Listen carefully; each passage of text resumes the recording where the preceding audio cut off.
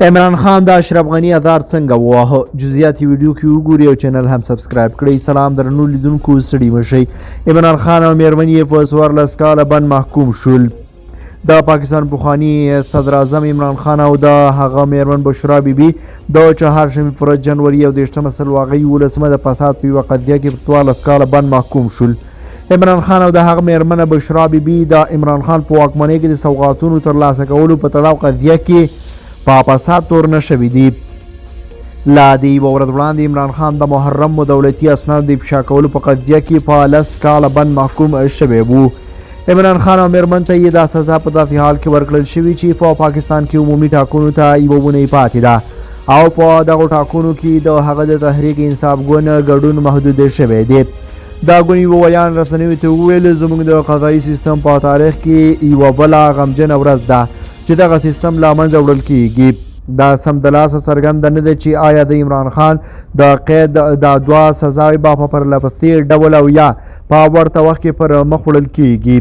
عمران خان ته دغه سزا د اډیال په زندان کې اورول شوې چیرې چې هغه په اګست میاشت کې د نیول کېدو راهیسې بندي دی. د هغه د تحریک انصاف ګوند مرستیال شاه محمود قریشي هم د محرم دولتي اسنادو د افشا کولو په قضیه کې په 10 کاله بند محکوم شوي دي. قریشي هم دا وخت په اډیال زندان کې قید دی. د عمران خان یو وکیل انتظار حسین پنجوایي ته وویل چې د عمران خان میرمن چې د فساد په قضیه کې د اپریل راهیسې نوم شامل و خپل ځان امنیتي مقاماتو ته سپارلی دی. بشرا بیبي څوک ده؟ بشرا بیبي په 2013 کال کې د عمران خان د صدر اعظم کېدو څو میاشتې مخکې له هغه سره واده وکړ. نوموړې مذهبي لارښوونکې ده او وروسته له هغې یې له عمران خان سره واده وکړه چې هغه ورڅخه مذهبي لارښوونه او مشوره وغوښتله.